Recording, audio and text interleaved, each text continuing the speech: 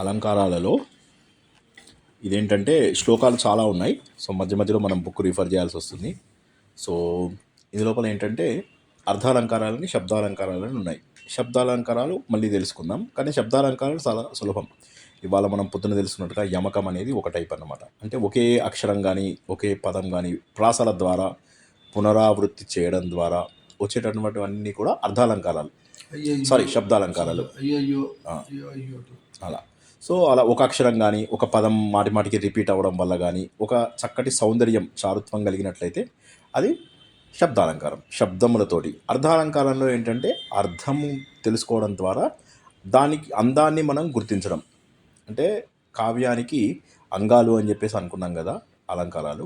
ఇవి శబ్దాలంకారాలు అర్థాలంకారాలు రెండు. ఈ అలంకారాలు చాలామంది రాశారు. మనం తెలుసుకుంటున్నది రుయ్యకుడు. రుయ్యనుడు ఈయనకు బిరుదు కూడా ఉంది, రాజానక. రాజు చేత మెచ్చుకోబడిన ఏదో ఉంది, సంథింగ్ రాజు చేత గౌరవింపబడిన అలాంటిది ఏదో.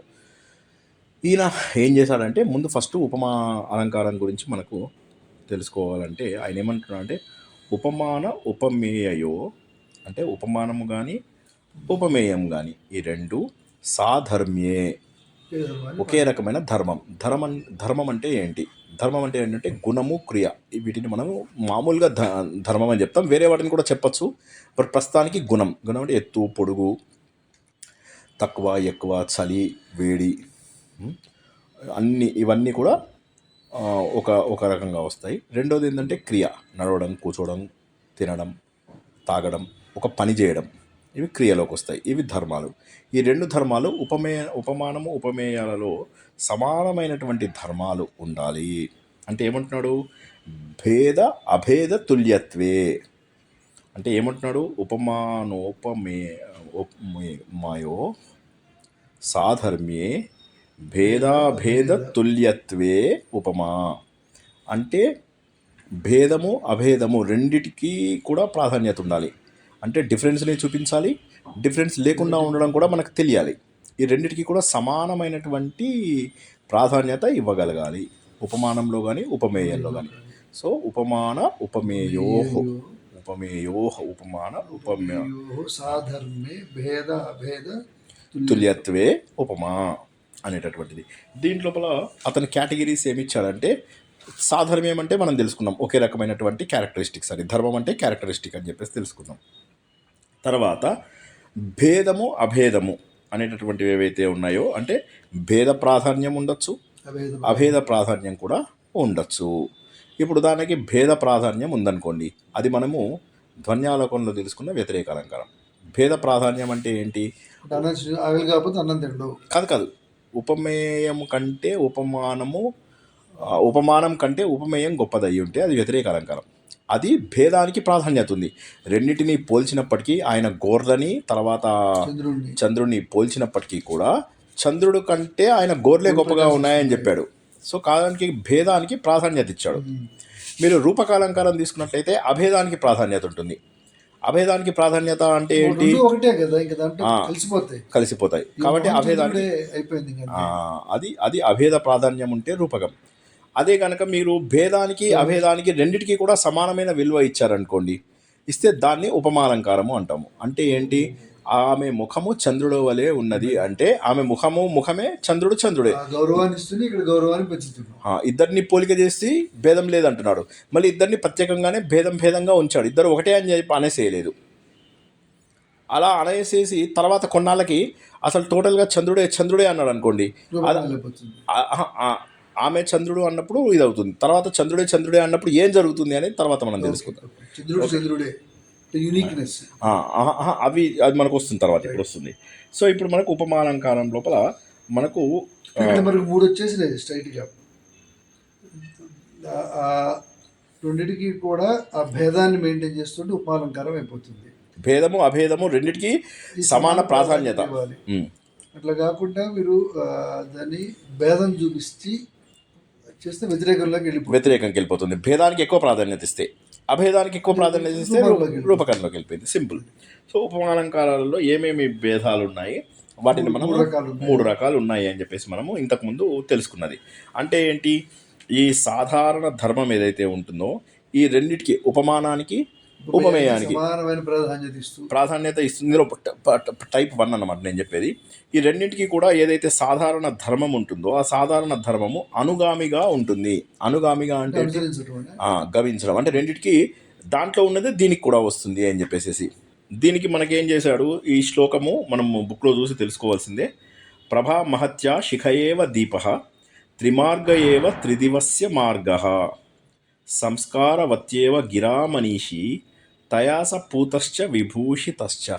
ఇక్కడ పూతశ్చ విభూషితశ్చ అనేటటువంటి 2 ధర్మాలను తీసుకున్నాడు. పూత అంటే పవిత్రం చేయడం, విభూషితి అంటే అలంకరించడం. ఈ రెండింటిని ఇక్కడ ఎన్నిటికీ కలిపాడో చూడండి.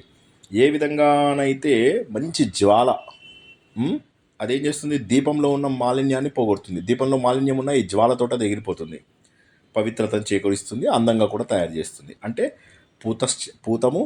పూతశ్చ విభూషితశ్చ అన్నాడు కదా, 2 ఇక్కడ కలిసాయి ఏది దీపానికి. తర్వాత ఏమన్నాడు, త్రిమార్గ ఏవ త్రిదివస్య మార్గ అంటే ఏంటి, గంగా నది ఏం చేస్తుంది, అన్ని 3 లోకాల్లోనూ వెళ్తుంది. అది వెళ్ళడం ద్వారా ఏం చేస్తుంది, అన్ని మార్గాలను అది పవిత్రం చేస్తుంది, మంచిగా ప్రభావితం కూడా చేస్తుంది అన్నమాట. ఓకే, అంటే 3 మార్గాలలో వెళ్తున్నటువంటిది, అంటే అన్ని మార్గాలలో వెళ్తున్నటువంటి గంగ. ఇంతకుముందు గంగ స్వర్గలోకంలోనే ఉండేది, ఇప్పుడు అన్ని లోకాలలో వెళ్తుంది. 3 మార్గాలలో వెళ్తున్నటువంటి గంగ మార్గాన్ని ఏ విధంగానైతే పవిత్రం చేస్తుందో, సంస్కారవంతుడి యొక్క మాటలు అవి ఏవైతే ఆ సంస్కారవంతమైనటువంటి మాటలు విద్వాంసుని పవిత్రం చేస్తున్నాయి. వాడి వాక్శుద్ధి అని అంటారు కదా, వాడి శుద్ధి. అదేవిధంగా ఓ పర్వతరాజా, పార్వతీదేవి నిన్ను పవిత్రుణ్ణి విభూషితుణ్ణి చేస్తోంది. ప్రభా మహత్యా శిఖయేవ దీపం అంటే దీపం ఎట్లా మాలిన్యాన్ని పోగొడుతుందో, త్రిమార్గ ఏవ త్రిదివస్య ఎట్లా శుభ్రం చేస్తుందో, అదేవిధంగా పార్వతీదేవి తన గుణగణాలతో విద్వాంసుడికి వాక్శుద్ధి ఎట్లా కలుగుతుందో అలాగే పార్వతీదేవి వల్ల నువ్వు శుద్ధుడు అయినావు అనేది మొదటిది అన్నమాట. ఇప్పుడు పేరేంటి, ఉపమాలంకారంలో కేటగిరీ 1 ఇదేంటంటే సాధారణ ధర్మము. రెండిటికి కూడా అనుగామిగా వెళ్తుంది. అనుగామి, గమించడం అంటే వెళ్ళడం, అనుగామి అంటే అనుసరిస్తూ వెళ్ళడం, అన్నిటినీ ఫాలో అయింది చూడండి కావాలంటే. ఇక రెండోది ఏంటంటే సమాన ధర్మము ఉంది. ఈ సమాన ధర్మము వేరువేరుగా నిర్దేశించారు. వేరువేరుగా అంటే ఏంటి, వేరువేరు పదాల ద్వారా, వేరువేరు వీటి ద్వారా నిర్దేశించినప్పుడు మీకు జ్ఞాపకం ఉంటుంది. అది ఇందులోపల ప్రతి వస్తువు అలంకారం దేంట్లోనో అది మనకి ఇది వస్తుంది. ఏమంటారు, 2 వేరువేరు పదాలు వాడినప్పటికీ కూడా అది ఉపమాలంకారం ఎందుకు కాదు అని చెప్పేసి అంటారనమాట. అంటే సేమ్ ఒకే టైపు, కానీ సమాన ధర్మం 2 వేరువేరు పదాల ద్వారా చెప్తారు. అంటే ఆ 2 వేరువేరు పదాలు వాడినప్పటికీ ధర్మం సేమ్. ఇందాకేమైంది, ఒకే 2 పదాలు అన్నిటికీ వచ్చేసాయి.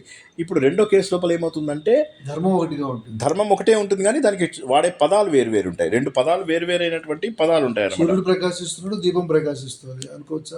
ప్రకాశిస్తుంది అంటే సేమ్ పదం, ఆ పదం మార్చాలి, సూర్యుడు అట్లా అది ప్రజ్వలిస్తోంది, ఇది వెలుగుతోంది అని ఏదన్నా చెప్తే అప్పుడు వస్తుంది అనమాట. అయితే ఇది కూడా వెరీ సిమిలర్. దీన్ని ప్రతి వస్తువు అలంకారంలో కూడా ఇలాగే ఉంటుంది యాక్చువల్లీ. కానీ దీనికి డిఫరెన్స్ ఏంటంటే అందులోపల ఏమవుతుందంటే ఈ ఇవా అనేది, అలాంటి వంటి ఇవా అనేవి ఏవైతే ఉంటాయో అలాంటి పదాలు వాడరన్నమాట. పోలికతో ఉన్నటువంటి పదాలు వాడరు. దీనికోసం ఇతను ఏం చెప్తున్నాడంటే యాంత్యా ముహుర్ వలిత కంధర మాననం.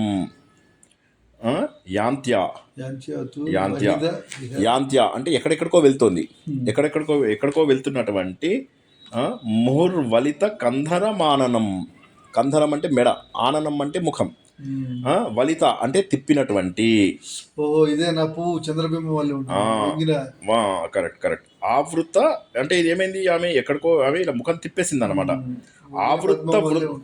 ఆవృత్త వృంత శతపత్ర నిభం. సో ఇక్కడ ఏమైంది, మనము ఇది మొత్తం చదివే బదులుగా ఇక్కడ మనకి ఏంటంటే ఒకటేమో వలితము, ఇంకోటేమో ఆవృతము. ఒకటి వలితము, ఇంకోటి ఆవృతం. ఈ మొత్తం శ్లోకం బట్టి కొట్టడం కష్టం కాబట్టి, లేదా ఇది ఫస్ట్ది కాబట్టి బట్టి కొట్టుకొని వెళ్ళినా తప్పేం లేదు. మనకు టైం ఉంటే బట్టి కొడదాం, లేకపోతే లేదు. ముందు భావం అర్థం చేసి భావం అర్థం ఏంటంటే భవభూతి రాశాడు, ఇది మాలతి మాధవంలోనిది. వావ్. ఈ మాలతి మాధవంలో అతను ఏం చెప్తున్నాడంటే, మాలతి చూడు మాటి మాటకి వెనక్కి ముఖం వెనక్కి తిప్పి చూస్తున్నది. ఆమె చూసినప్పుడు ఎట్లా ఉందంటే, ఆమె వంగిన పుష్పం లాగా సన్నని మెడ కలిగి పక్కకు తిరిగింది. ఆమె ముఖం ఎలా ఉంది, సన్నటి మెడ ఇలా పక్కకి ఇలా ఇలా ఇలా వెనక్కి తిప్పి చూసింది. తిప్పి నన్ను చూస్తుంది. అలా చూసినప్పుడు సన్నని మెడ కలిగి తిప్పినటువంటి ముఖము ఏ హంస యొక్క ముక్కుతోని రాయబడడం వల్ల వంపు తిరిగిన పద్మంలాగా ఉందిట. పద్మం కూడా ఇలా వంపు తిరిగింది అనుకోండి. పద్మము ఇలా వంపు తిరిగితే ఎలా ఉంది? పద్మాన్ని ఏ హంస ఇలా తగలడం వల్ల ఇలా కొద్దిగా ఇట్లా వంపు తిరిగినట్టు అయింది. ఇట్లా వస్తుంది. సో అలాగా వంపు తిరిగినట్టుగా ఉంది అని చెప్పి తర్వాత వేరేవి చెప్పాడు. ఆమె చూపులు ఏమో అమృతంతో నిండి ఉన్నాయి అనిపిస్తాము, కానీ అవి విషంతో నిండి ఉన్నాయి అనేటటువంటి వేదనను కూడా కలిగి ఉన్నాయి. ఎందుకంటే ఇతనికి దూరంగా వెళ్ళిపోతుంది కదా. కాబట్టి వేడి వస్తుంటుంది. విషం ఉందా అన్నట్టుగా అనిపిస్తుంది. అయ్యో బాధపడుతుందా ఆమె అంటే, నన్ను చూస్తున్నందుకు ఆనందము ఉంది, వెళ్ళిపోతున్నందుకు బాధగా కూడా ఉందా. ఆమె చూపులు నా హృదయంలో డీప్గా నాటుకున్నాయి. ఇవన్నీ పేపర్లు రాసేసరికి రాస్తాం, రాసేస్తాం. కవిత్వం వచ్చేటట్టే ఉంది. నాకు కూడా డౌట్ అదే. సో సో ఇప్పుడు ఇక్కడ ఏమైంది, మనకు మెయినము వలితత్వము ఆవృతత్వము అనేటటువంటి రెండు పదాలు ద్వారా చెప్పాడు. ఒకే ధర్మము. ఆమె మెడ వెనక్కి తిప్పింది, తర్వాత ఈ పద్మం కూడా వెనక్కి తిప్పింది. కానీ వెనక్కి తిప్పింది అని ఒకే పదాన్ని వాడకూడదు. అందుకని చెప్పేసి ఏం చేశాడంటే రెండు పదాల ద్వారా దాన్ని పెట్టాడు. తిరిగిన ఆమె ముఖము మొదటితోనూ పద్మంతో పోల్చాడు. పద్మం వెనక్కి తిరిగినటువంటి పద్మం. సో దీన్ని ఆవృతము వలితము అనే రెండు పదాలు పెట్టుకోవాలి. ఈ రెండు పదాల ద్వారా వచ్చింది. ఇలాగే ఉంటుంది ప్రతి వస్తువు అలంకారం కూడా. కానీ అందులో వలే అనేటువంటి పదం ఉండదు, అంతే. అదొకటి, ఆ ఒక్క చిన్న పదం పోవడం వల్ల మనకు ఒక ఎక్స్ట్రా హెడేక్ అన్నమాట. సో అది. ఇక మూడవది ఏంటంటే, అసలు రెండు సంబంధము మనకు లేకపోయినా వాడు బింబ ప్రతిబింబం ద్వారా సంబంధం తీసుకొచ్చేస్తాడు. దీనికి దానికి బలవంతంగా తీసుకొచ్చేసి రెండింటికి కూడా సంబంధము కలిగిస్తాడు అనమాట. ఇది మనకు దృష్టాంత అలంకారం లోపల మీకు జ్ఞాపకం ఉండే ఉంటుంది.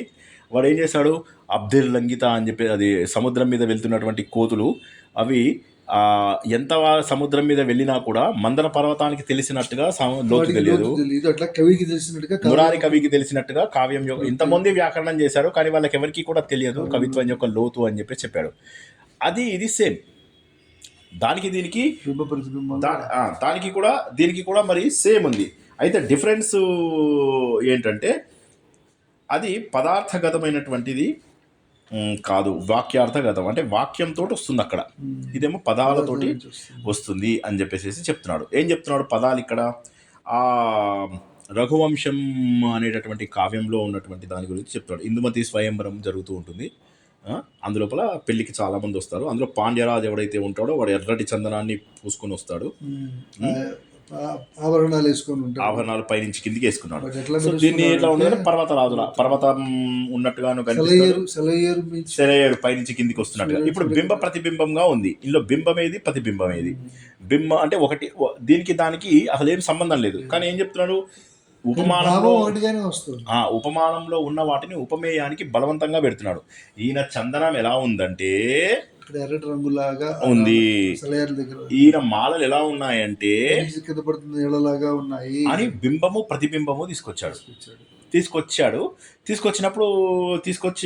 రావడం వల్ల బాగానే ఉన్నాయి, అలా ఉన్నాయి అని చెప్పేసి చెప్పాడనమాట. సో ఈ ధర్మాలు ఏవైతే ఉన్నాయో, నిజం చెప్పాలంటే వీటిలో ఉన్నట్టు అవి నిజంగా సేమ్ ధర్మాలు కావు అవి, కానీ ఇతను బలవంతంగా తీసుకొచ్చేసేసాడు.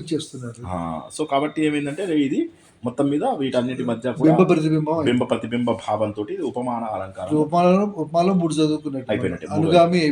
అనుగామి సమాన ధర్మం విత్ డిఫరెంట్ పదం. దాని పేరేంటి? పేరేం లేదు, అంతేగా. సమాన ధర్మం విత్ డిఫరెంట్ పదం. మూడోదేమో బింబ ప్రతిబింబం. అంటే ఇప్పుడు అనుగామి బింబం లాగానే దానికి పేరుంది అనుకోండి, మనం గుర్తుపెట్టుకోవచ్చు. అప్పుడు ఉదాహరణ వస్తుంది. అంతే. అంటే ఇందులో బింబ ప్రతిబింబ భావము ఇందులోపల నిర్దిష్టం అవుతుంది. అందులోపల ఏంటంటే కేవలము సంబంధి భేదంతో మాత్రమే నిర్దేశం అవుతుంది అన్నాడు. సంబంధి భేదం అంటే ఏంటి? సంబంధి భేదము అంటే ఏంటంటే జస్ట్ పదం ఒకటి మార్చుతున్నాడు అంతే వాడు. అంటే వేరువేరు పదాలతోటి నిర్దేశింపబడడాన్ని సంబంధం అంటే ఏంటి? ఉపమానము ఉపమేయము సంబంధులు శర్మ గారు. సంబంధి అంటే ఏంటి? ఆ రెండింటి మధ్య ధర్మం. ధర్మం ఆ సంబంధి ఏదైతే ఉన్నదో అది పదాలతో మారుస్తున్నారు. ఆ సంబంధి భేదంతో మాత్రమే మారుస్తున్నాడు. సంబంధము అంటే ఉపమానము ఉపమేయము, సంబంధి అంటే వాటి మధ్య ఉన్నటువంటి సాధారణ ధర్మము. ఆ సాధారణ ధర్మం యొక్క పదముల మార్పు అంతే. అది మనకు ప్రతి వస్తువు అలంకారంలో కూడా అలాగే ఉంటుంది. అది కాక మూడోది ఏదైతే కేసు ఉందో బింబ ప్రతిబింబము, అది దృష్టాంత అలంకారంలో కూడా అలాగే ఉంటుంది. కాకపోతే అక్కడికి ఇక్కడికి తేడా ఏంటంటే అక్కడ అది మనకు వాక్యాల యొక్క అర్థంతో వస్తుంది, ఇక్కడ ఏంటంటే పదాల అర్థంతో వస్తుంది. అక్కడ వాక్యాల అర్థంతో ఏంటి అంటే అతను లోతును తెలుసుకున్నాడు, ఇతను లోతును తెలుసుకున్నాడు అని ఫైనల్గా వాక్యం తెలిసిన తర్వాత మాత్రమే మీరు పోలిక చెప్పగలరు. దాన్ని వాక్యార్థగత్వేన మీకు అక్కడ వస్తుంది. అదనమాట గతత్వేన వాక్యార్థగతత్వేన వస్తుంది.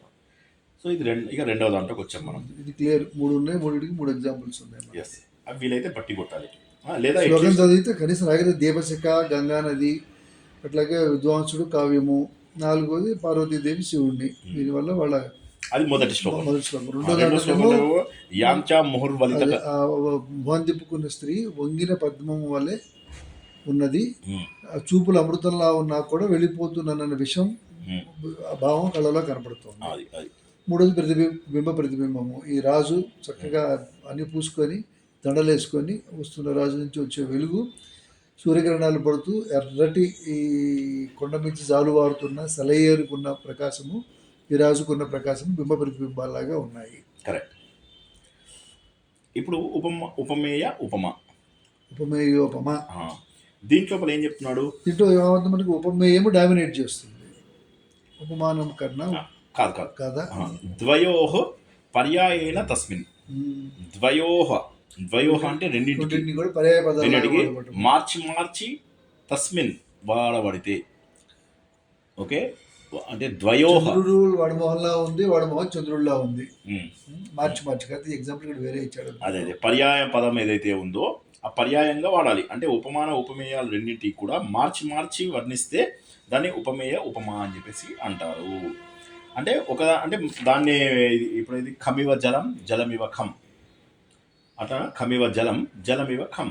హంస చంద్ర ఇవ హంస ఇవ చంద్ర.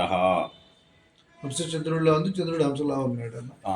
కుముదాకారాః తారాః తారకారాని కుముదాని. అంటే కలువలు నక్షత్రాల ఆకారాలు ఉన్నాయి, నక్షత్రాలు కలువల ఆకారంగా ఉన్నాయి. ఆకాశంలాగా జలం ఉంది, జలంలాగా ఆకాశం ఉంది. చంద్రుడిలాగా హంస ఉంది, హంసలాగా చంద్రుడు ఉన్నాడు. దీన్ని ఏమంటామంటే మనము ఉపమేయ ఉపమా అని అంటాం. అంటే పర్యాయంగా రిపీట్ అవుతున్నాయి అవి. దానికి ఇంటర్చేంజ్ చేయొచ్చు.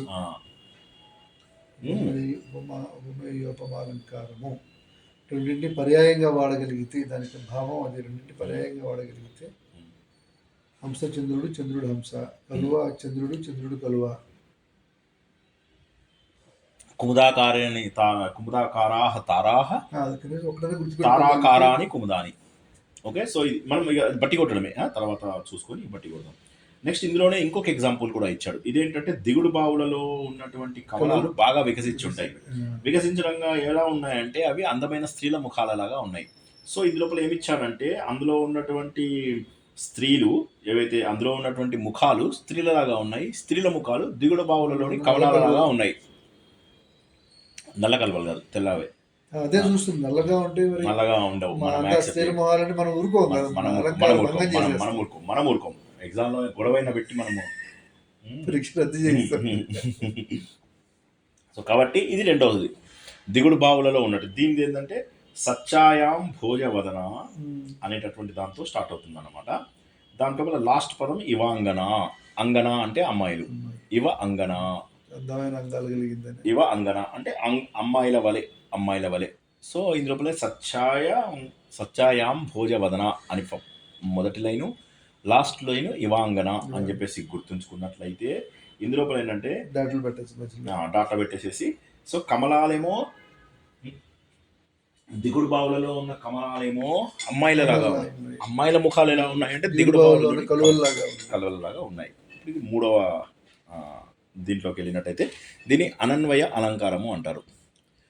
ఇప్పుడు ఉపమాలంకారం తర్వాత మనం అనన్వయ అలంకారానికి వచ్చాం. ఉపమేయ ఉపమాకెళ్ళాం. రెండోది ఉపమేయోపమాలంకారం అంటే పర్యాయంగా వాడేది. పర్యాయం.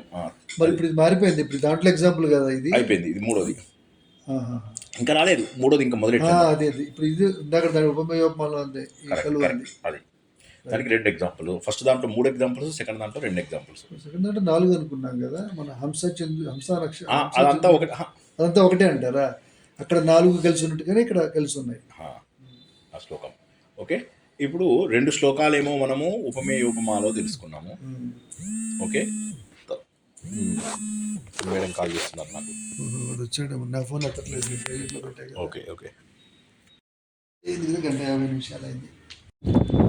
ఇప్పుడు అనన్వయ అలంకారం లోపల మనం ఏం తెలుసుకుంటున్నామంటే ఒకే వస్తువు ఉపమానం ఉపమేయం రెండు అదే అయింది.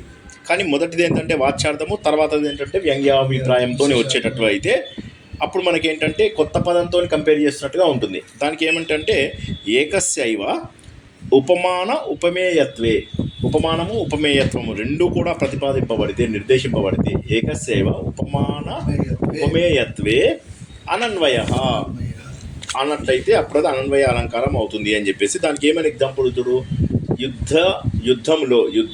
యుద్ధంలో అంటే సప్తమి విభక్తి. యుద్ధే అర్జున ఇవ ప్రతిత ప్రతాప. యుద్ధే అర్జున ఇవ ప్రతాప. అర్జున ఇవ అంటే అర్జునుడు లాగా ప్రతిత ప్రతాప అంటే ప్రతాపంతో పోరాడుతున్నాడు, బాగా ప్రతిభ ఇది. అదేవిధంగా భీముడు ఏంటి, భీముడు కూడా భీమ ఇవ వైరిషు ఘోరకర్మ చేస్తున్నాడు. కాబట్టి రెండో భీముడు ఏంటంటే అతని యొక్క క్యారెక్టరిస్టిక్ లక్షణం చెప్తుంది. మొదటి భీముడేమో నామవాచకం, సేమ్ మొదట్లో దాంట్లో కూడా అర్జునుడు నామవాచకము, రెండవదేమో అతడి యొక్క లక్షణము తెలియజేస్తుంది. ఈ విధంగా మనం మూడోది కంప్లీట్ చేసుకున్నాం. నాలుగోది ఏంటంటే రూపకాలంకారం. రూపకాలంకారం పెద్దది, కాకపోతే చాలా ఇంపార్టెంట్. అభేద ప్రాధాన్యే మనం ముందే తెలుసుకున్నాం. అభేదం అనేది రావాలి, ముఖమే చంద్రుడు అంటే భేదం లేదు. అభేద ప్రాధాన్యే. ఆరోపే అంటే ఆరోపం చేయాలి. ఆరోపం అంటే ఒకదాన్ని ఇంకో దాంట్లో పోల్చేసేయాలి, అంటే ఒకదాన్ని తీసుకెళ్ళి ఇంకో దాంట్లో పెట్టేస్తే దాన్ని ఆరోపం అంటారు. ఆరోపే. ఆరోప విషయ నా అపహనవే. అపహనం అంటే దాచడం, నా అపహనవే అంటే దాచకుండా ఉండడం. ఉదాహరణకి ఎట్లా అంటే రూపకాలంకారం తర్వాత వచ్చేదాన్ని అతిశయోక్త అలంకారం అంటాం. ఇందులోపల ఏం చేస్తామంటే అధ్యవసాన ఫలితం ఉంటుంది. అధ్యవసానం అంటే ఏంటంటే నిశ్చయ జ్ఞానం. శర్మగారు అధ్యవసానం అంటే నిశ్చయ జ్ఞానం. మిథ్యగా అంటే ఎట్లా నిశ్చయము, అది సత్యం అవ్వచ్చు, మిథ్య కూడా అవ్వచ్చు. కానీ నేను గ్యారంటీగా ఒక డెసిషన్కి ఎప్పుడైతే నేను స్టిక్ అయి ఉంటానో దాన్ని అధ్యవసానం అంటారు. ఉదాహరణకి నేను ఏమన్నాను, శర్మ గారు శ్రీకృష్ణుడిలాగా తెలివైనవాడు అన్నాను అంటే అప్పుడు అది మొదటిది అయింది, ఉపమాన అలంకారం అయింది. శర్మ గారు శ్రీకృష్ణుడు అని అన్నాను, అది రూపక అలంకారం అయింది. నేను అంటాను శర్మగారు అన్నాను, ఇంకా శ్రీకృష్ణుడే అన్నాను. శ్రీకృష్ణుడే ఆయన కూడా అన్నాను, శ్రీకృష్ణుడే అన్నాను. అనేసరికి ఏమైంది, అప్పుడు మీరు నన్ను పోలిక చేశారు. శ్రీనివాసు ఎద్దులాగా ఉంటాడు, అది ఉపమేయ అలంకారము, ఉపమాన అలంకారము. రెండో దాంట్లోకి వచ్చేసి ఏమంటారు, శ్రీనివాసు ఎద్దు అని చెప్పేసి అన్నారు. మూడో దగ్గరికి వచ్చేసి ఏమంటారు, ఎద్దు అన్నారు అనుకోండి. అప్పుడు అది ఏమవుతుంది, అది అది అతిశయోక్త అలంకారం. అంటే మీరు అధ్యవసానము వచ్చిందన్నమాట. అక్కడ అధ్యవసానం వచ్చిందంటే మీరు కన్ఫర్మ్ చేసేసారు, అది నిజమా అబద్ధమా అని కాదు, కన్ఫర్మ్ చేసేసారు అనుకోండి. సో దాన్ని అధ్యవసానము అని చెప్పేసి అంటారు అన్నమాట. సో మీకు ఈ ఎగ్జాంపుల్ ఏం బాగా అర్థమవుతుంది కాబట్టి మీకు మాటిమాటికి అదే ఎగ్జాంపుల్ చెప్తున్నారు, అధ్యవసానము అవుతుంది అన్నమాట. అయితే సో కాబట్టి ఇక మూడో విషయం లోపల ఏమైందంటే అది తప్పు కానీ ఒప్పు కానీ ముందు మనం ఏంటంటే దాన్ని కన్ఫర్మ్ చేస్తాం. ఇందులోపల ఏం చేస్తున్నామంటే మూడో దాని లోపల అపహ్నవం చేసేస్తున్నాం. మనం అపహ్నవం అంటే దాచేస్తున్నాం, విషయాన్ని దాచేస్తున్నాం. విషయం అంటే ఉపమేయం ఏ విషయం అయితే మనం కంపేర్ చేస్తున్నామో దాన్ని దాచేస్తున్నాం. మనం దేంతో కంపేర్ చేస్తున్నామో దాన్ని తీసుకొచ్చి ఇక్కడ పెట్టేస్తున్నాం. కృష్ణుడే అంటున్నాం, శర్మగారు అనేది తీసిపడేసాం. ఆ శర్మగారు తీసేయడం అనేది ఏదైతే ఉన్నదో దాన్ని అపహ్నవం అంటారు. అలాంటిది ఒక అలంకారం కూడా ఉంది, అపహ్నవ అలంకారం ఒకటి ఉంది. ఓకే, ఇప్పుడు ఇక్కడ ఏం చేస్తున్నాడు అంటే రూపకాలంకారంలో నా అపహ్నవే అన్నాడు. అభేద ప్రాధాన్యే అదొకటి, ఆరోపే రెండో క్యారెక్టరిస్టిక్, మూడోది ఏంటి నా అపహ్నవే రూపకం అని చెప్పేసి అన్నాడు. దీంట్లోపల చాలా రకాల భేదాలు ఉన్నాయి. ఒకటి నిరవయవం, ఇంకోటి స అవయవం. నిరవయవము అంటే అవయవాలు లేకుండా ఉండేది. అవయవాలు లేకుండా ఉండేది చంద్రుడు అన్నాను అనుకోండి, కాళ్ళు చేతులు ఇట్లాగ ఏమీ ఉండవు కదా. అది రాజు అన్నారు అనుకోండి, చేతులు కాళ్ళు ఇవన్నీ ఉంటాయి. కిరీటం. ఆకాశము అన్నారు అనుకోండి, దానికి అవయవాలు ఉంటాయి. ఆకాశానికి అవయవాలు ఉంటాయి. ఆకాశంలో ఏముంటుంది? సూర్యుడు, నక్షత్రాలు, తారలు, ఇవన్నీ మబ్బులు ఇవన్నీ ఉంటాయి. కాబట్టి అది అవయవం. సో అవయవమా కాదా అనే దాన్ని బట్టి మళ్ళీ 2 రకాల పద్ధతులు. అవయవం ఇందులోపలే మళ్ళీ మూడోది ఏంటంటే పరంపరితం అంటారు. పరంపరితం అంటే ఏంటంటే ఒకదాంతో కంపేర్ చేయడం వల్ల ఇంకోటి వచ్చింది, ఇంకో దాంతో కంపేర్ చేయడం వల్ల మూడోది వచ్చింది, మూడో దాంతో కంపేర్ చేయడం వల్ల 4వ కంపారిజన్ వచ్చింది. అంటే స్టెప్ బై స్టెప్ ఒక దాంట్లోంచి ఇంకో దాంట్లోకి వెళ్ళినట్లయితే దాన్ని ఏమంటామంటే పరంపరితం అంటారు. అంటే స్టెప్ బై స్టెప్ జంపు కొడుతూ వెళ్తున్నారు. అంటే మెట్లు దిగడమో మెట్లు ఎక్కడమో చేసినట్లయితే దాన్ని పరంపరితం అంటారు. మెట్లు ఎక్కడం కానీ మెట్లు దిగడం కానీ జరగాలి. మెట్లు ఎక్కడం మెట్లు దిగడము జరగాలి అంటే దాన్ని పరంపరితం. పరంపరితంలో మళ్ళీ 4 ఉన్నాయి. పరంపరితంలో మళ్ళీ 4 ఇవన్నీ రూపకాలు. మొత్తం 8 భాగాలు. రూపకాలు 8 భాగాలు. ఈ 8 భాగాలకి మనకు 8 శ్లోకాలు, మళ్ళీ కొన్ని ప్రత్యేక ఉదాహరణలు, ఒక 10-15 ఉదాహరణలు ఉన్నాయి. ఇది కనుక ఎగ్జామ్లో వస్తే ఈ ఒక్క ప్రశ్న రాసేసి బయటకు వచ్చేస్తే అయిపోతుంది. వాడు తిరిగి 60 మార్కులు ఇచ్చేస్తే ఏ గొడవ లేదు. సో ఇప్పుడు నిరవయవం ఏంటి అనేది ఒకసారి మనము తెలుసుకోవడానికి ప్రయత్నం చేద్దాం. నిరవయవం లోపల ఇందులో కేవలం అంటే ఒకటే, కేవలం అంటే ఒక ఆరోపం మాత్రమే జరిగిందనుకోండి, ఒక ఆరోపమే జరిగితే దాన్ని కేవలం అంటారు. మాల అంటే ఏంటంటే మల్టిపుల్ జరగాలి. మల్టిపుల్ జరగాలంటే మీరు ఒక 0 గీయండి శర్మ గారు. ఆ 0 మధ్య లోపల ఒక చుక్క పెట్టండి. ఆ చుక్క నుంచి ప్రతి ఒక్క దాన్ని తరంగాల్లాగా బయటికి తీసుకోండి. నిన్న మనం తెలుసుకున్నాం పెడిగ్రీ థియరీ, తర్వాత తరంగ థియరీ అని చెప్పి తెలుసుకున్నాం కదా. ఆ తరంగ థియరీ లాగా మధ్యలో చుక్క పెట్టి మల్టిపుల్ థింగ్స్ పంపించారనుకోండి, దాన్ని మాల అంటాం. అంటే ఇది ఒకే దాంట్లోంచి మల్టిపుల్ ఆరోపాలు వచ్చాయనుకోండి, దాన్ని మాల. అలా కాకుండా జెడ్ లాగా గీసి మల్టిపుల్ జెడ్లను కలపండి, అంటే మెట్లలాగా వేయండి, దాన్ని పరంపరిత అంటాం.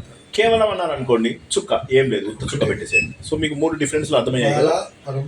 కేవల, మాల, పరంపరిత.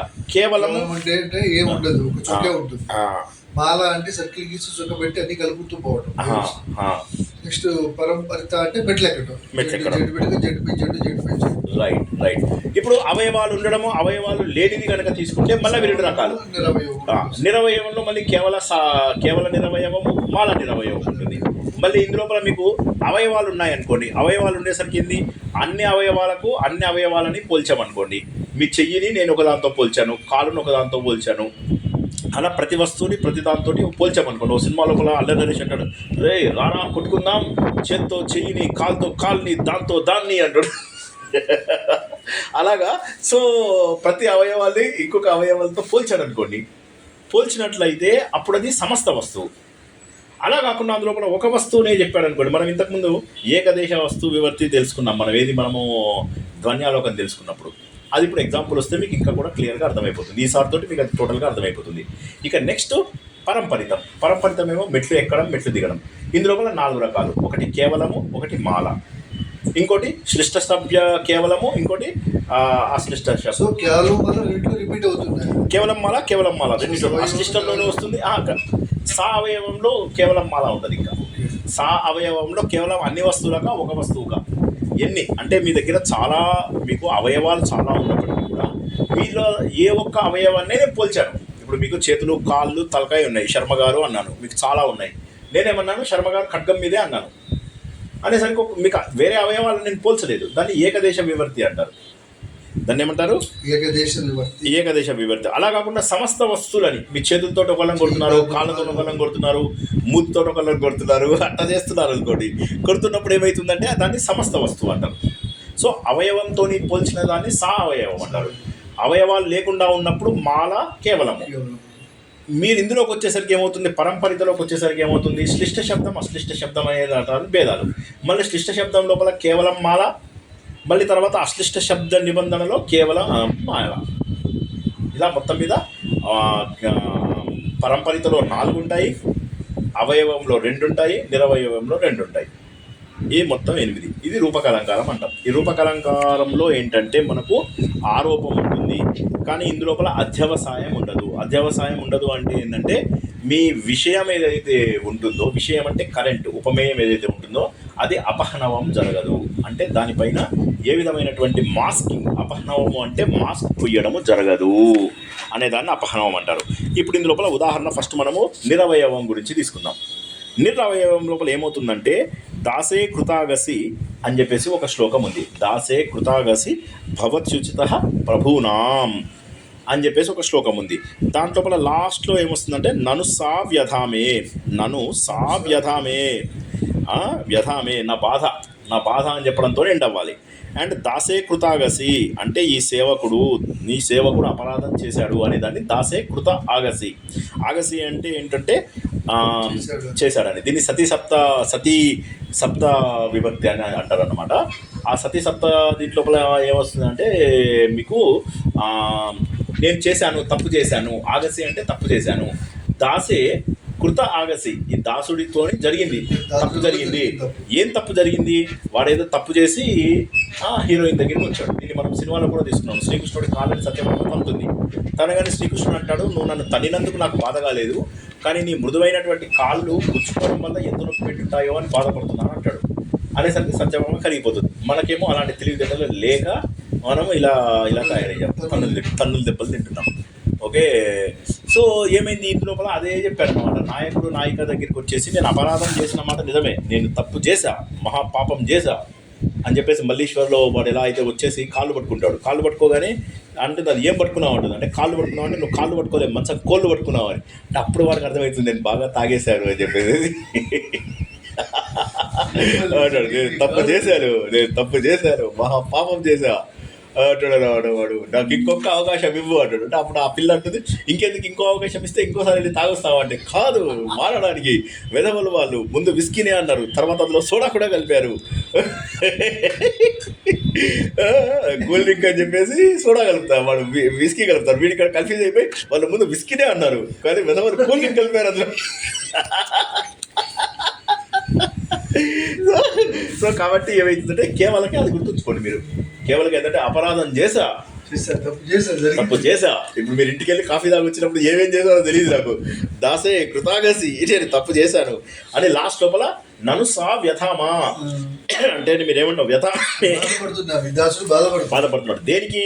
నువ్వు నన్ను తన్నినందుకు నాకు పెద్దగా ఏమీ అనిపించడం లేదు, నాకు ఇది ఉచితమైన పనే.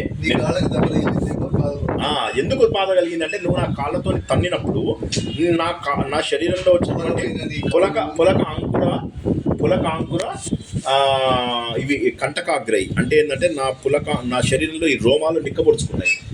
నీ శరీరం నాకు తగలడం వల్ల నా రోమాలు నిక్కబొడుచుకోవడం వల్ల ఏమైంది? అవి నీకు గుచ్చుకుపోతున్నాయేమో అని.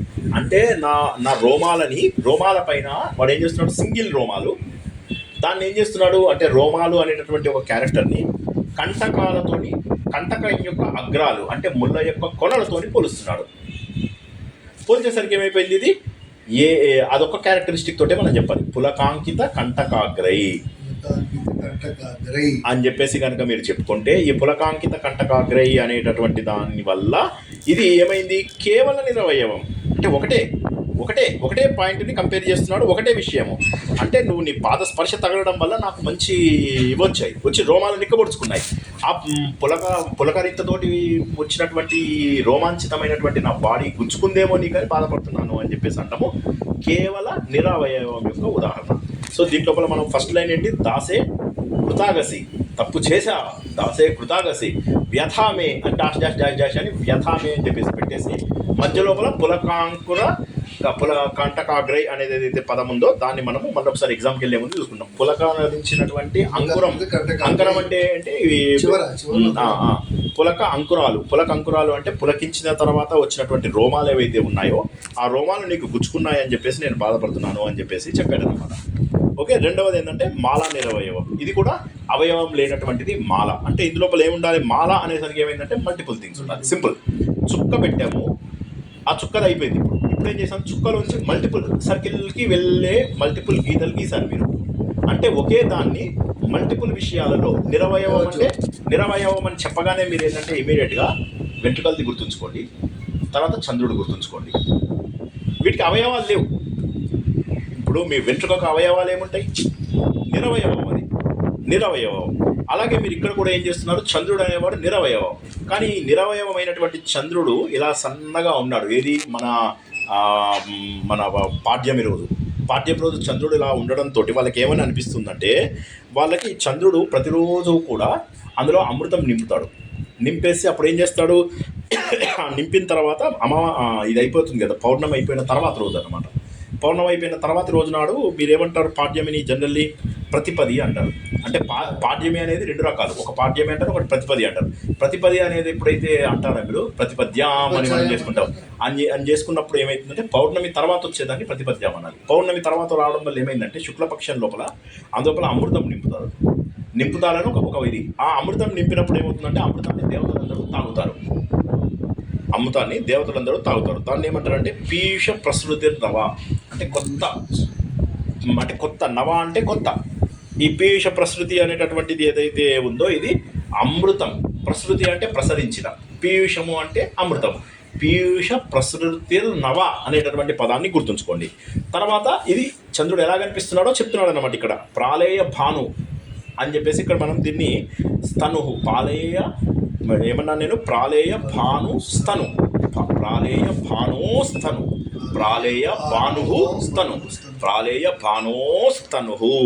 అంటే ఎవరైతే ఈ సూర్యుడు ఉదయించుతున్నటువంటి సూర్యుడు ఎవరైతే ఉన్నాడో ఆ చంద్రుడు యొక్క రూపం, తనువు అంటే రూపం. ఆ రూపం ఎలా ఉంది అంటే అది ప్రియ ప్రసృతి నవ, అమృత ప్రవాహం పోస్తున్నట్టుగా ఉంది. నంబర్ 1. నంబర్ 2, దాత్రం తమోలూనయే. ఓకే, దాత్రం అంటే ఏంటి? దాత్రం అంటే కొడవలి. తమోలూనయే అంటే తమస్సుని ఖండించడానికి. తమ అంటే తమస్సు. దాని ఊన అంటే ఏంటి? లేకుండా చేయడం. ఆ తమోలూనయే దాన్ని లేకుండా చేసినటువంటి దాత్రంగా కొంతమంది అనుకుంటున్నారు. కొంతమంది ఏమనుకుంటున్నారు, ఈ ఏమంటారు మన మర్చిపోయాను, అది ఏమంటారు దాన్ని ఏమంటారు, అదే అంటే ప్రియురాలతోటి కోపం వచ్చిన తర్వాత వాళ్ళిద్దరూ బాధపడుతున్నారు. ఆ బాధపడుతున్నప్పుడు ఏమవుతుందంటే వారి చేతి లోపల ఒక లేత తామర తూడు పడింది. ఆ లేత తామర తూడు ఎక్కడి నుంచి వచ్చిందంటే పైనుంచి వచ్చి పడింది. ఒక పక్షి, చక్రవాక పక్షి ఏదో అంటారు, నేను మర్చిపోయాను. ఆ చక్రవాక పక్షి ఒక తామర తోడుని తీసుకెళ్తే అది వీళ్ళలో పడేటప్పటికి మళ్ళీ వీళ్ళు సంతోషంగా ఉంటారనమాట. అది ఒకటి. రెండోది ఏంటంటే మన్మథ భావాలు రేకెత్తించేటటువంటి ఆయన బాణం కూడా అయి ఉండవచ్చు. ఇది ఎవరు? ఆయన మన్మధుడి యొక్క బాణాన్ని కూడా అయి ఉండవచ్చు. ఓకే, సో అదొకటి. ఇలా చేసినటువంటి వాళ్ళు కొంతమంది ఏమో భార్య దగ్గర ఎవరైతే తప్పులు చేసినటువంటి వాళ్ళు ఉన్నారో ఆ నాయకులందరికీ కూడా వాళ్ళు ఇవన్నీ చూసి ప్రసన్నమవుతారు. ఈ చంద్రుడిని చూసి ప్రసన్నమవుతారు. ఈ చంద్రుడు ఎలా ఉన్నాడు? ఒకటేమో అమృత ప్రవాహం అది అని కొంతమంది అనుకుంటున్నారు. కొంతమంది ఏమంటున్నారు, లేదు ఇది దాత్రం కొడవలిలాగా ఉంది, తమస్సుని ఖండిస్తుంది అని చెప్పేసి కొంతమంది అంటున్నారు. కొంతమంది ఏమంటారు, చక్రవాక పక్షి కనుక దీన్ని తీసుకెళ్ళింది. దీన్ని చక్రవాక పక్షిని దీన్ని ఏమంటారంటే ఒక లేత తామరత్తు, దాన్ని ఏమంటారంటే మృణాళీ లత అంటారు. సో ఇక్కడ మనం గుర్తుంచుకోవాల్సిన పదాలు మృణాళీ లత ఒకటి, నెక్స్ట్ అది దాత్రం అనేటటువంటిది ఏదైతే ఉన్నదో ఆ దాత్రం ఒకటి, పీయూష ప్రసృతి నవ అనేటటువంటిది అమృతాన్ని తీసుకొచ్చేటటువంటి చంద్రుడు అనేటటువంటి 3 మాటలు కనుక గుర్తుంచుకుంటే ఈ 3 మాటలలోని ఒకే చంద్రుడికి, అవయవం లేనటువంటి చంద్రుడికి మనము చెబుతున్నాం అన్నమాట. అందువల్ల దీన్ని ఏమంటారంటే మాల అంటారు. ఒక చుక్కలోంచి మల్టిపుల్ ఇవ్వచ్చాయన్నమాట రూపకాలు. ఇందులోపల ఏంటి? అన్నీ కూడా అన్ని ఆరోపాలు. ఇవన్నీ ఆరోపాలు. అండ్ ఆరోపణ చేసిన విషయాన్ని ఇక్కడ అపహరణం చేయలేదు మీరు. అంటే విషయాన్ని చూపిస్తున్నాడు, విషయీని చూపిస్తున్నాడు, ఉపమానాన్ని చూపిస్తున్నాడు, ఉపమేయాన్ని చూపిస్తున్నాడు. ఉపమేయాన్ని కనుక మీరు దాచేశారనుకోండి, దాచేస్తే అప్పుడు అదేమవుతుంది, మీకు అధ్యవసానం అవుతుంది. కానీ ఇక్కడ మీకు కేవలం ఆరోపమే అయింది. ఆరోపంలో ఉన్నారు మీరు, ఇంకా అధ్యవసానం చేయలేదు. కాబట్టి ఇది మాలా నిరవయవం. ఇక 3వది ఏంటంటే సమస్త వస్తువు. ఇప్పుడు ఇందులో అవయవం. దీనికి ఆకాశాన్ని ఎగ్జాంపుల్గా తీసుకున్నాడు. ఆకాశం అనేసరికి ఏమవుతుంది, మీకు అవయవాలు ఉంటాయి. కాబట్టి ఇది సమస్త వస్తు విషయము, సమస్త వస్తు విషయ ఇది. ఇందులోపల ఏమంటున్నాడు, విస్తారశాలిని నభస్థల పత్రపాత్రే. పత్రం అంటే ఆకులు, పాత్రే అంటే పాత్ర, పత్రాలతో చేసినటువంటి పాత్ర అంటే విస్తరాకు. అవునా? నభస్థలము, నభము అంటే ఆకాశము, నభస్థలంలో విస్తరాకు. అవునా? విస్తారశాలిని అంటే ఏంటి? విస్తారం, చాలా పెద్దదైనటువంటి శాలిని. విస్తారశాలిని అంటే విస్తారాన్ని కలిగి ఉంది. మధుశాలిని మధువును కలిగి ఉంది. విస్తారశాలిని విస్తారం కలిగి ఉంది. విస్తారశాలిని నభస్థల పాత్రే. వాడు ఏమని చెప్తున్నాడు అంటే ఈ శ్లోకం లోపల లాస్ట్ లోపల కలికాల కర్ణ అని చెప్పేసి రాజుని చెప్తున్నాడు. ఈ కలియుగం లోపల నువ్వు పెట్టినటువంటి అన్నం ఎంత బాగుందో తెలుసా రాజా? నువ్వు పెట్టినటువంటి అన్నాన్ని నేను ఎలా తిన్నానో తెలుసా? ఆకాశం అంతా ఒక పెద్ద విస్తర అనుకుందాం. నక్షత్రాలు ఏవైతే ఉన్నాయో నక్షత్రాలు తెల్లటి వరి అన్నం అనుకున్నాం. ఆ తర్వాత నువ్వు అందులోపల గంగా తరంగాలు ఏవైతే ఆకాశంలో ఉంటాయో ఆ గంగా తరంగాలు అన్నీ ఏవైతే ఉన్నాయో అవి పెరుగన్నం అనుకో. అలా నేను అన్నం తిన్నాను నువ్వు పెట్టిన దాంట్లో కలియుగంలో కలికాలంలో నువ్వు కర్ణుడివి రాజా అని చెప్పేసి రాజుని మెచ్చుకుంటున్నాడు. ఇప్పుడు ఇందులోపల ఏమైంది, అన్ని వస్తువులకు అన్ని వస్తువులతోటి కంపారిజన్ ఇచ్చాడు. చూడండి మీరు కావాలంటే సమస్త వస్తువులు ఇది అవయవం, ఎందుకంటే ఆకాశం అనేటటువంటి పోలుస్తున్నాడు. అన్ని ఏమేమి అవయవాలు చెప్పాడు, నక్షత్రాలు చెప్పాడు, తెల్లన్నలాగా ఆకాశాన్ని విస్తరి చేసేసాడు. మూడోది పెరుగన్నం దేనితో కంపేర్ చేశాడు, గంగాతో కంపేర్ చేశాడు. గంగా తరంగాలతోటేమో పెరుగన్నాన్ని కంపేర్ చేశాడు. నక్షత్రాలతోటి చక్కటి తెల్లడాన్ని వరన్నాన్ని కంపేర్ చేశాడు. ఆకాశాన్ని విస్తరి. సో ఆకాశం అనేటట్టు అందులో ఎక్కడ కూడా అపహ్నవం లేదు, ఆరోపం ఉంది, అపహ్నవం లేదు. వేరే పేరు పెట్టాడు అంతే, దాన్ని విస్తరన్నాడు, ఆకాశం విస్తరన్నాడు, అంతే. నక్షత్రాలను అన్నం అన్నాడు, గంగా తరంగాలు పెరుగన్నం అన్నాడు. ఆరోపణ చేశాడు కానీ దాన్ని మింగేయలేదు, దాన్ని లేపేయలేదు. కరెక్ట్. సో దీన్ని అందుకోసమే సమస్త వస్తు విషయాలలో ఇది అవయవం వచ్చింది. ఇప్పుడు ఏమైంది, ఇది కూడా అవయవమే కానీ ఏకదేశ వివర్తి అంటే ఒక్క దాన్ని మాత్రమే కంపేర్ చేసేట. ఎలా కంపేర్ చేశాడు అనేటటువంటిది కనుక మనము చూసుకున్నట్లయితే, నువ్వు క్షితిభర్తవు అని చెప్పేసి అన్నాడు. క్షితిభర్త అనే దానికి 2 మీనింగ్లు ఉన్నాయి. క్షితిభర్త అంటే ఈ స్థితి, మనం ఉంచేది భూమి, ఈ భూమికి భర్త. క్షితి అంటే స్థితి అనే దాని నుంచి వచ్చినటువంటిది, క్షిప్తతి అనేటటువంటి దాంతో వచ్చినటువంటిది. క్షితిభర్త అంటే నువ్వు భూమి యొక్క పరిపాలించేవాడివి అంటే రాజువి. ఇంకొక అర్థం లోపల ఏంటంటే నువ్వు పర్వతాన్వి అని చెప్పేసి కూడా చెప్తున్నాడు అన్నమాట. చెప్పేసి రెండోది ఏమంటాడు, నీకు ఒక ఖడ్గం ఉంది, ఆ ఖడ్గం ఎంత అంటే మంచి నల్లని కాంతితోటి మీదేస్తుంట. అసలు ఖడ్గాన్ని నల్లటి కాంతి అని ఎలా అన్నాడు అనేది మనకు, ఆ ఖడ్గము పర్వతం పైన దట్టమైనటువంటి అరణ్యాలు తోని కంపేర్ చేస్తున్నాడు. యవ్వనంలో ఈయన ప్రతాపం చెప్తున్నాడు, ఈయన ప్రతాపం ఏమో యవ్వనంలో ఉందంటున్నాడు. చంద్రుడాగా తెల్లటి కాంతితోటి ప్రసరించేది శత్రువుల యొక్క యశస్సులని నువ్వు ఈ యుద్ధ రంగాల నుంచి తీసుకొచ్చి ఈ అడవికి లాక్కొచ్చి వాళ్ళతో నువ్వు ఇక్కడ రమిస్తున్నావా అన్నట్టుగా ఉంది. అంటే ఏంటంటే నువ్వు నీ ఖడ్గంతో నీ ఎనిమీస్ అందరినీ కూడా ఓడించేసి వాళ్ళ యశస్సులని నువ్వు ఖడ్గంతో నరికేస్తే నల్లగా అయిపోయారు. అందుకే నీ ఖడ్గం ఏదైతే ఉందో అది నల్లగా కనిపిస్తుంది. సో పర్వతం పైన ఉండేటటువంటి అంటే ఇక్కడ ఏమవుతుందంటే రాజు అంటున్నాడు, పర్వతత్వము అంటున్నాడు. రాజుడి ఖడ్గము ఏం చెప్తున్నాడు, ఈ పర్వతం పైన ఉన్నటువంటి పెద్ద అరణ్యంతో కంపేర్ చేస్తున్నాడు. రాజు ఖడ్గాన్ని నల్లగా ఉందన్నాడు అంటే పర్వతం పైన ఉన్నటువంటి చెట్లన్నింటినీ కూడా ఖడ్గంతో పోలుస్తున్నాడు. చాలా ఫూలిష్ అనిపిస్తుంది కానీ దట్ ఈజ్ వాట్ ఇది చెప్పింది. తర్వాత ఏం చెప్తున్నాడు, నువ్వు గొప్ప ప్రతాపం అంటున్నాడు కానీ దాన్ని దేంతో కంపేర్ చేస్తున్నాడు అనేది చెప్పలేదు. అంటే ఇప్పుడు వీరత్వాన్ని దేంతోనూ కంపేర్ చేయలేదు. నీ లోపల ప్రతాపం ఉంది అంటున్నాడు, యవ్వనంలో నీ ప్రతాపం ఉంది అన్నాడు. దాన్ని దేంతో కంపేర్ చేశాడు, దేంతోని చేయలేదు. చాలా ప్రతాపవంతుడు అంటే 100 మంది చెప్పాడు అనుకోవచ్చు. కరెక్ట్, అదేం లేదు, నీకు ప్రతాపం ఉందనే చెప్తున్నాడు. తర్వాత ఇంకోటి ఏం చెప్తున్నాడు మళ్ళీ, అంటే ఒకటి కంపేర్ చేసి ఇంకొక వస్తువుని కంపేర్ చేయట్లేదు. కేవలము ఇందులో కంపేర్ చేసిందల్లా ఒకటే కంపేర్ చేస్తున్నాడు. అంటే ఏదో కొన్ని చోట్ల ఏమో డైరెక్ట్గా మీకు తెలుస్తుంది ఆరోపణ, కొన్ని చోట్ల తెలియడం లేదు. ఇప్పుడు ఆయన శక్తిని, నువ్వు శత్రువులను తీసుకొచ్చి చంపినటువంటి ప్రతాపాన్ని దేంతోని కంపేర్ చేయలేదు. దేంతో కంపేర్ చేశాడో దేంతోని కంపేర్ చేయలేదు. అట్లాగా చెప్పడం వల్ల ఏమవుతుందంటే ఈయన కేవలము కొన్నింటిని మాత్రమే కంపేర్ చేశాడు. అంటే ఖడ్గాన్ని మాత్రమే కంపేర్ చేశాడు, ఇంకా దేంట్లోనూ కంపేర్ చేయలేదు. ఒక విషయాన్నే కంపేర్ చేశాడు. అవయవాలు చాలా ఉన్నప్పటికీ కూడా ఒక విషయాన్ని కంపేర్ చేశాడు. ఎందుకంటే ఇప్పుడు ఈయన ఉన్నాడు, ఫర్ ఎగ్జాంపుల్ ఇందులోపల ప్రతాపం ఉంది. ఈ ప్రతాపం ఉండాలి అంటే ఆయన యొక్క సామర్థ్యానికి మీరు ప్రూఫ్గా చెప్పాలి. ఆ తర్వాత ఏముంది, మీరు ఈ శత్రువులను చంపడం ఉంది. శత్రువులను చంపేవు అంటే నువ్వు గొప్ప నాయకుడివి అని చెప్పి తెలుస్తుంది. కానీ దాన్ని దేంతో కంపేర్ చేస్తున్నాడు, ఇందులో వాడు ఇచ్చినటువంటి శ్లోకంలో వాడు ఏం చేస్తున్నాడు, ఆయన నాయకత్వ లక్షణాలని కంపేర్ చేయడం లేదు, ఆయన యొక్క శక్తిని కూడా కంపేర్ చేయడం లేదు.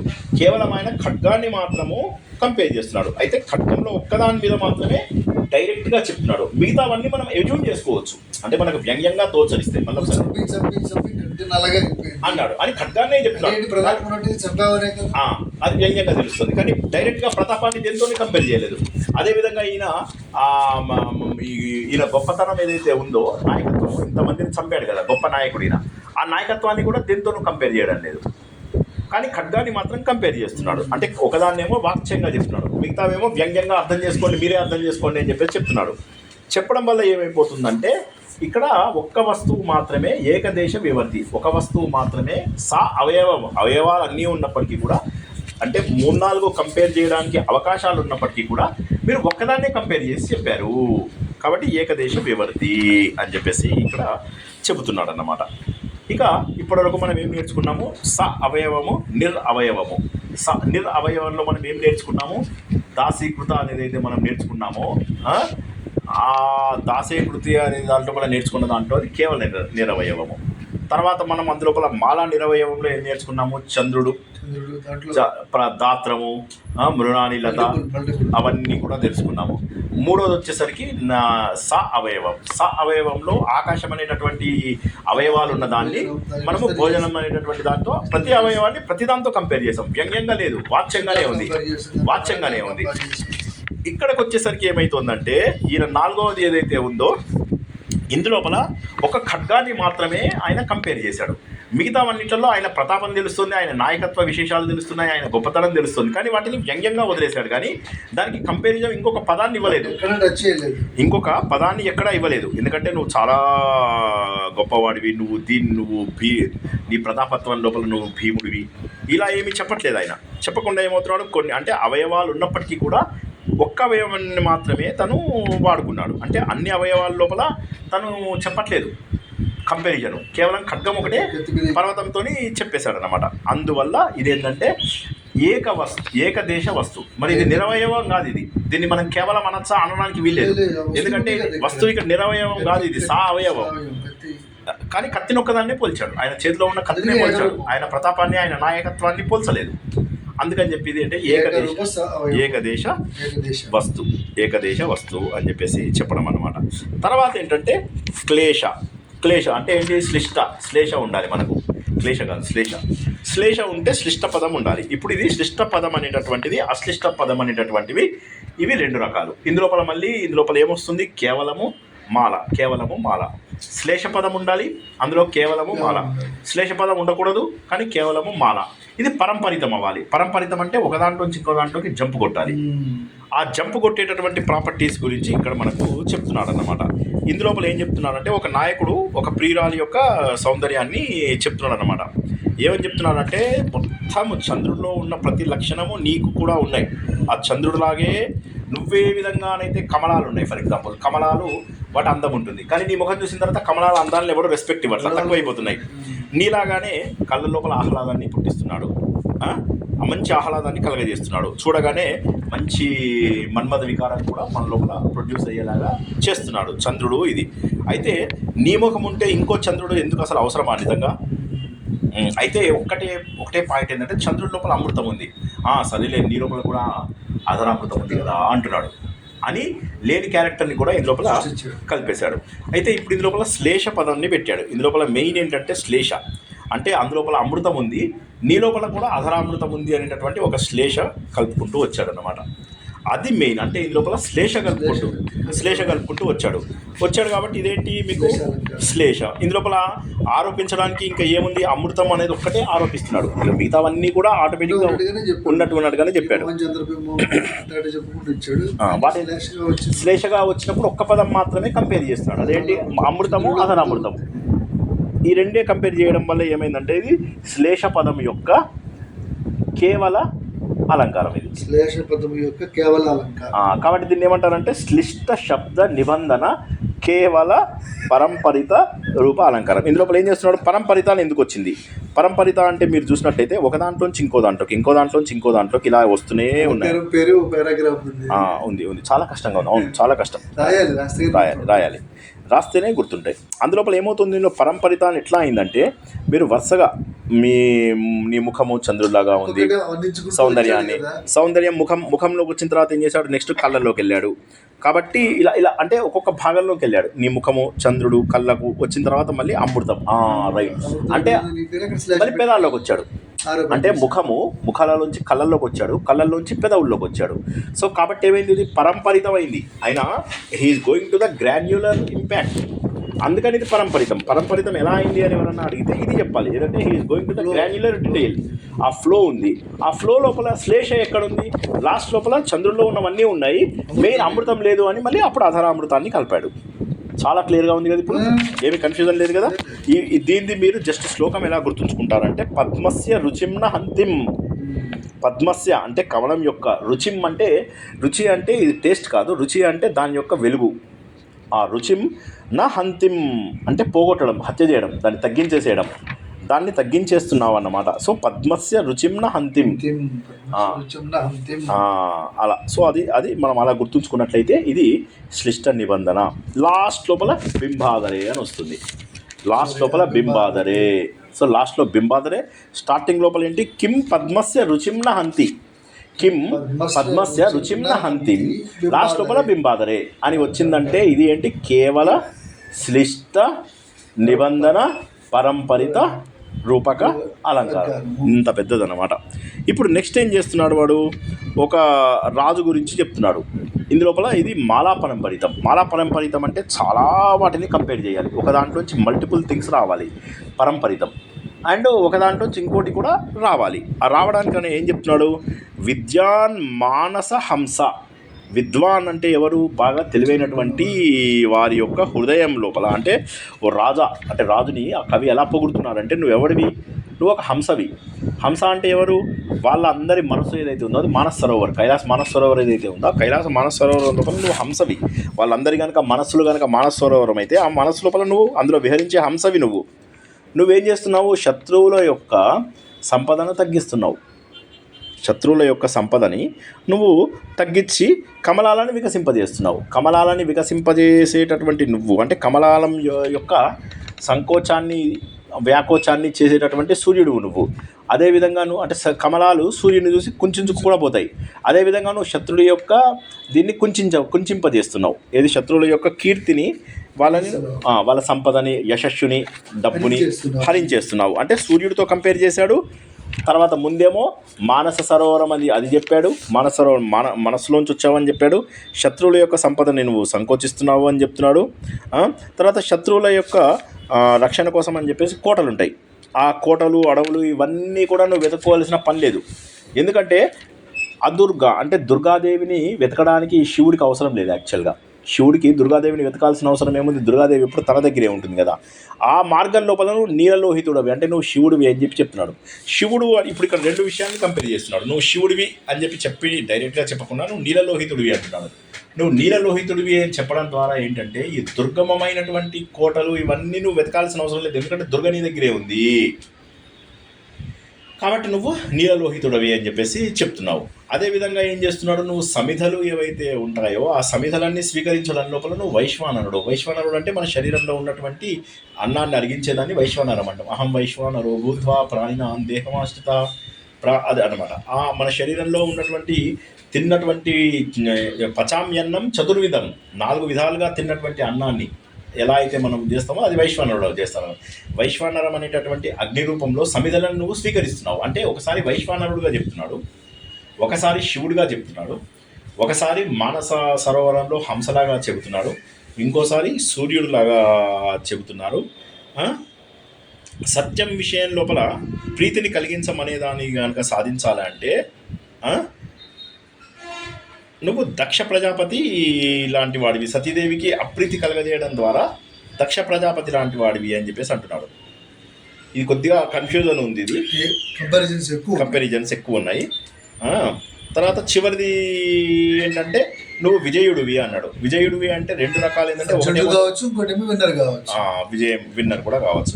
ఈ విధంగా ఒక దాంట్లోంచి ఇంకో దాంట్లోకి పరంపరము అని చెప్పేసి చెప్తాము. తర్వాత మల్టిపుల్ థింగ్స్ని మల్టిపుల్ దాంతో కంపేర్ చేస్తున్నాడు కాబట్టి మాల పరంపర. ఇందాకేమో కేవల పరంపరితము, ఇప్పుడేమో మాల పరంపరితము. మరి ఇది లోపల శ్లిష్ట పదం ఎక్కడుంది అనేటటువంటి దాన్ని తీసుకున్నట్లయితే ఇందులో శ్లిష్ట పదం ఏంటంటే నువ్వు మనస్సుల లోపల హంసవి, మానస సరోవరంలో నువ్వు హంసవి అని చెప్పేసి చెప్పడం అన్నమాట. అది కాక ఏం చెప్తున్నాడు? ఇందు లోపల రాజుని ఆయన హంసత్వం అంటున్నాడు, ఆయన లోపల నీలలోహిత్వం చెప్తున్నాడు, ఆయన లోపల ఈ సూర్యుడిలో ఉన్నటువంటి ప్రకాశం దీప్త ద్యోతిత్వం అని చెప్పేసి అంటారు, దాన్ని చెప్తున్నాడు. తర్వాత దక్షత్వం చెప్తున్నాడు, భీమత్వం చెప్తున్నాడు, వైశ్వానరత్వం చెప్తున్నాడు. ఇవన్నీ కూడా ఆయన లోపల ఏం చెప్తున్నాడు? మానస సరోవరం అంటున్నాడు, కమలాలోచితం అని చెప్పేసి అంటున్నాడు, దుర్గా మార్గేన అన్నాడు. మార్గేన అంటే దుర్గా మార్గాన అంటే దుర్గ నీ దగ్గరే ఉంది, నువ్వు వేరే చోట శత్రువులను వెతకాల్సినటువంటి అవసరం లేదు అని చెప్పేసి అంటున్నాడు. ఇలా రకరకాల శబ్దాలలో ఆయన శ్లేషను కూడా పెట్టాడు. శ్లేష అంటే ఒకే పదము రెండు అర్థాలు వచ్చేలాగా చేశాడు. ఇక్కడ శ్లేష అంటే ఏంటి? ఒకే పదము రెండుగా వచ్చేస్తే ఇప్పుడు ఇక్కడ ఇందులో వచ్చింది. ఇందాక మా అధరామృతము బింబాధురము వచ్చినట్టుగానే ఇక్కడ విజయుడు కానీ దుర్గా మార్గం, ఇక్కడ కూడా దుర్గా మార్గము, నీలలోహితుడు అని చెప్పేసి అన్నాడు. నీలలోహితుడివి అంటే ఏంటి? శివుడివి ఎలా అయ్యావు నువ్వు అంటే దుర్గా మార్గంలో అంటే నువ్వు దుర్గ నీ దగ్గరే ఉంది, ఆమెను వెతకాల్సిన అవసరం నీకేముంది? సో అట్లా చెప్తున్నాడు అనమాట. అంటే దుర్గాదేవిని నువ్వు వెతకాల్సినటువంటి అవసరం లేదు, దుర్గ నీ దగ్గరే ఉంది కదా అని చెప్పేసి చెబుతున్నాడు. ఈ విధంగా ఏంటంటే శ్లేష కూడా ఉంది ఇందు లోపల.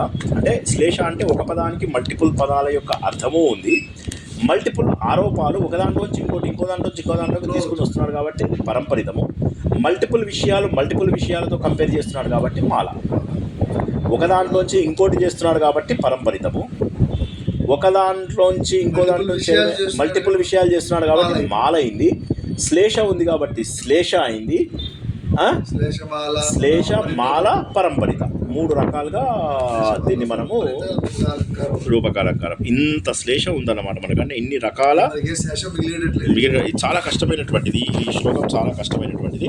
ఇక నెక్స్ట్ ఇప్పుడు అశ్లిష్ట శబ్దం అంటే ఇది లోపల మీరు శ్లేష వెతకక్కర్లేదు. ఇప్పుడు ఇందాక మనం 2 చోట్ల శ్లేష వెతికాం. ఒకటేమో బింబాధరము, చంద్రుల్లో ఉన్న అమృతము, 2 అది తెలుసుకున్నాము. ఓకే, ఇప్పుడు ఏం తెలుసుకున్నాము మనము? రకరకాల విజయుడు అన్నదానికి, తర్వాత వైశ్వానరుడు అన్నదానికి, నీలలోహితుడు అన్నదానికి, ప్రతి దానికి ఒక హిడెన్ మీనింగ్ కూడా ఉండడం వల్ల శ్లేష తెలిసింది మనకు. ఇప్పుడు మూడవది ఏంటంటే అశ్లిష్టం. ఇందులో శ్లేష ఉండదు, అట్లీస్ట్ కొంతవరకు బెటర్. ఇందులోపల కూడా పరంపరితం ఉండాలి. మరి శ్లేష ఉండదు కానీ పరంపరితం ఉండాలి. ఏం ఫలితం ఉండాలి? యామి మనోవాక్కాయై, మనస్సు వాక్కు కాయము. ఈ మనస్సు వాక్కు కాయం లోపల మనకు వీటి లోపల నేను యామి అంటే నేను ప్రార్థిస్తున్నాను దేవుణ్ణి, మనస్సు వాక్కు కాయాలతోటి నేను దేవుణ్ణి ఏమని ప్రార్థిస్తున్నాను అంటే శరణు ఏమని కోరుకుంటున్నాను, శరణం యామి ఏమని కోరుకుంటున్నాను అంటే నాకు జన్మ జర మృత్యువుల్లోంచి దాటించగలిగేటటువంటి తరండం అన్నాడు. అంటే తరండం అంటే ఇది మీకు తెడ్డు, ఈ భవసాగరంలోంచి నన్ను దాటించాలి అన్నాడు. భవసాగరంలోంచి దాటించాలి అంటే ఏముంది భవసాగరంలో అంటే జన్మ అనేది ఒక స్టెప్పు, జర అంటే రోగాలు, మృత్యువు అనేటటువంటిది, ఈ 3 స్టెప్స్ ఉన్నాయి. ఈ 3 స్టెప్స్లోంచి నేను మనోవాక్కాయాల ద్వారా ఆయన ఎందుకు పూజిస్తున్నాను అంటే ఈ 3 స్టెప్స్లోంచి నన్ను ఆయన దాటిస్తాడని, ఆయన పాదాలు అనేటటువంటి తెడ్డుని నేను ఆశ్రయిస్తున్నాను. ఇది మొత్తం చదువుతాను చూడండి. యామి మనోవాక్కాయై శరణం కరుణాత్మకం జగన్నాథం. శరణం యామి అనేది ఒక పదంగా తీసుకోవాలి మీరు. నేను బుక్ చూసి చెప్తున్నా. యామి మనోవాక్కాయై, ఇది ఇంతవరకు గుర్తుంటుంది. యామి యామి ఏం యామి? శరణం యామి. యామి మనోవాక్కాయై శరణం, యామి మనోవాక్కాయై శరణం కరుణాత్మకం జగన్నాథం. జన్మ జరా మరణ ఆర్ణవ తరండం. తరణ అంటే తరింపజేసే, తరండం అంటే తెడ్డు. ఓకే, సో ఇది దాటించడానికి, ఆర్ణవం అంటే సాగరం, భవసాగరం అనేటటువంటి దాన్ని తరణం అంటే దాటించగలిగేటటువంటి తెడ్డు, తరండం అంటే తెప్ప, తెడ్డు, ఆ తెప్ప వేసేటటువంటిది అయినటువంటి హర ఆంఘ్రీయుగం అంటే ఆయన పాదాల యొక్క ఇది నేను పాదయుగలాన్ని నేను పట్టుకుంటున్నాను. హరాంఘ్రీయుగం అనే దాంతో ఎండ్ అవుతుంది. హర అంటే శివుడు, ఆంఘ్రీయుగం పాదముల యొక్క 2 పాదములని నేను పట్టుకుంటాను. పాదముల యొక్క కాదు, 2 పాదములను నేను పట్టుకుంటున్నాను. పాదయుగలమునకు నేను శరణు ఉన్నాను. యామి మనోవాక్కాయై అనే దాంతో స్టార్ట్ అయ్యి కరెక్ట్, దాంతో లాస్ట్లో ఎలా ఎండ్ అయింది? హర చెప్పండి. అంఘ్రీయుగం,